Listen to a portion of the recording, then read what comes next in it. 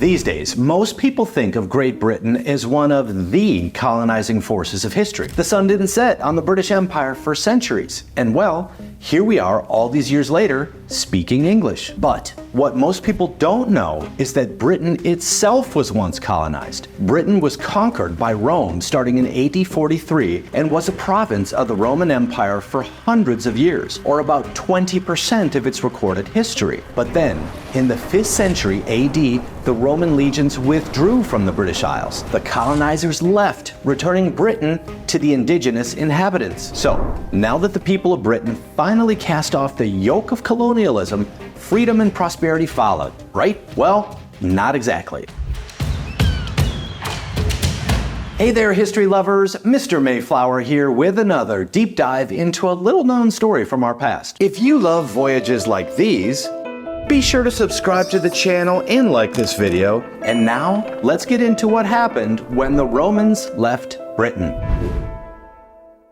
People have inhabited the British Isles for millennia. The oldest human remains discovered in Britain date back 500,000 years. But prior to the Roman invasion, there was no unified Britain. Instead, there was a mosaic of warring tribes, each with regional identities, at a time when the Romans were building glorious monuments, laying roadways that exist to this day, and experimenting with glass blowing. The Celts of Britain were comparatively backward. Their military equipment was obsolete, their agriculture lagged behind the continents. To Julius Caesar's eye, Britons were barbarians, primitive exotics with long bleached hair, painted bodies, and shared wives. Yes, Caesar observed that Celtic wives were shared between the husband's male relatives. This is not to say that the Celtic people of Britain were hunter-gatherers. They had agriculture, worked with iron, and used coins for transactions. But compared to Rome and the European continent, they were far behind.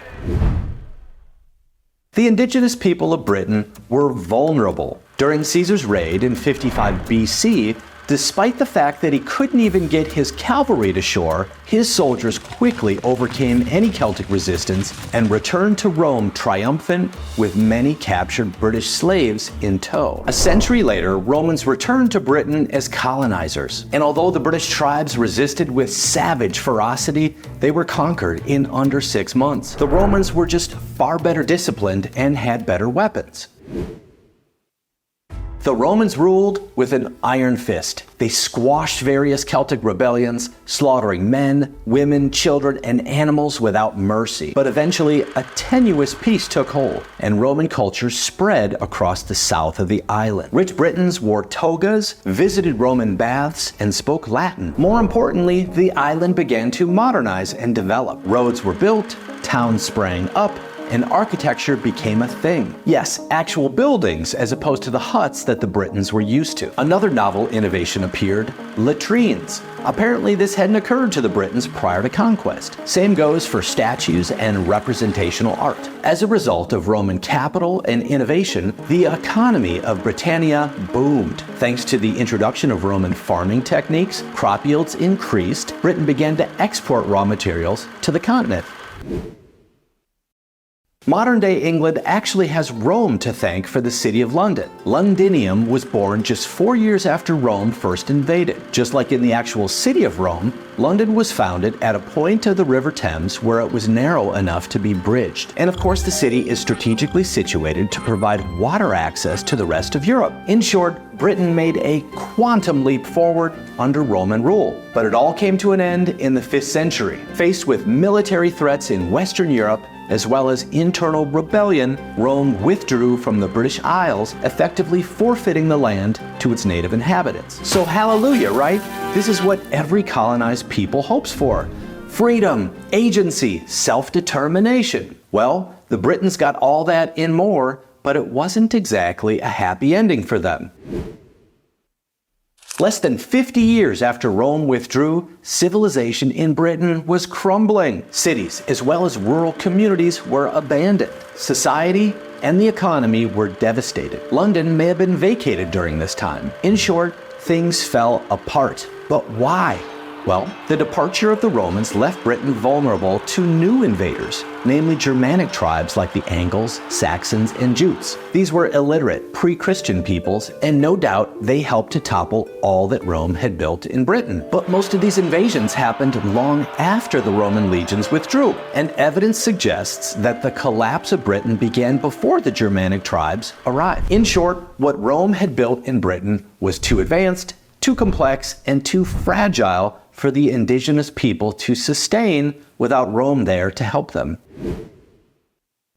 By the end of the 6th century, Britain was a forgotten backwater of Europe, an island of illiterate pagans. The population dwindled. Markets vanished. The booming economy of Roman times regressed into scattered subsistence farms. The use of coins declined. The mass production of pottery ceased. Roads fell into ruin. Central heating and hot baths disappeared for hundreds of years. Bricks, which the Romans used for construction, wouldn't reappear in Britain for another 900 years. Glass blowing wouldn't return to Britain for 1200 years. Militarily, post-Roman Britain was feeble, open to attacks by various raiders and invaders. Christianity had been widespread in late Roman Britain, but after the Romans left, the Celts gradually returned to paganism. It took centuries of religious missionary work to fold England back into the Christian traditions of the West. So, was it a good thing that the Roman colonizers left Britain? And what would Britain have been like if Rome had stayed? The answer is complicated. Colonization is often violent and destructive. An estimated 100 to 250,000 Britons were killed in Rome's 40-year conquest of Britain. That death toll is horrific. But plenty of Britons died in invasions after Rome left. More than 100,000 died as a result of the Norman conquest, not to mention the German invasions, the Viking raids, and the Danish invasion. If Rome hadn't left Britain, perhaps those subsequent invasions would never have happened. Perhaps fewer lives ultimately would have been lost. We'll never know. Rome itself would collapse hundreds of years before the Norman conquest of Britain.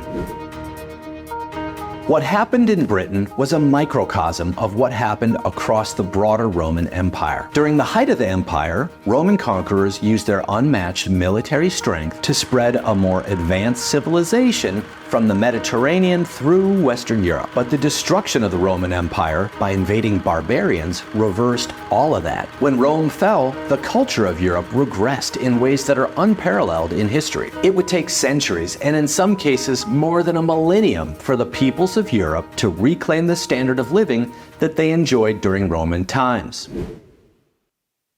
The history of colonialism stretches far back in time and around the world. People from all regions have at one point or another been either conquerors or victims. The ancient Greeks were colonizers. Russia expanded into Asia. The Ottoman Empire expanded across cultures. The Aztecs were a militaristic, expansionist empire. And then, of course, we have European colonization in the Eastern and Western hemispheres. Viewed through today's lens, colonialism is an evil practice with virtually no upsides. It's offensive to even suggest that some people were better off under colonial rule than they were previous to that. But as always, the truth is more complicated. No doubt, colonization is immoral. In a perfect world, cultures and nations would allow others to live and let live. They would share ideas and technology with no strings attached. But we don't live in a perfect world, and history has played out imperfectly, to say the least. So Britain, the great colonizer, was at one time colonized. And although the conquest of Britain by the Romans was bloody, it resulted in a great leap forward for the people of Britain, only to be lost once the Roman legions left. Thanks for diving deep into the history of Britain after Rome with me, Mr. Mayflower. If you enjoyed this voyage, don't forget to click that like button and subscribe to the channel, and we'll see you in the next video.